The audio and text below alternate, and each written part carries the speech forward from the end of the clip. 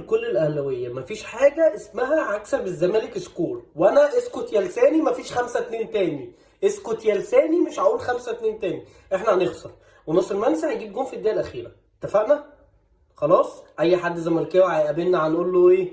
احنا هنخسر واللعيبه بتاعتنا لعيبه ضعيفه الشخصيه وهم هيخسروا والكلام ده كله. ليه بقى؟ عشان النادي الاهلي لما بيتحط تحت ضغط، انا مش هقول لك بيعمل ايه عشان ما اقولش حتى في الفيديو، عشان خاطر هم يعمل ايه، عشان ما تتقلبش العكس. عشان الزملكاويه دول اقسم بالله فقر يا جدعان، بيفقروا علينا. يجي يقول لك انتوا هتكسبونا، انتوا هتكسبونا. عارف ليه بيقول لك كده؟ بيمهدوا لنفسهم الطريق عشان لما يتعادلوا يفرحوا.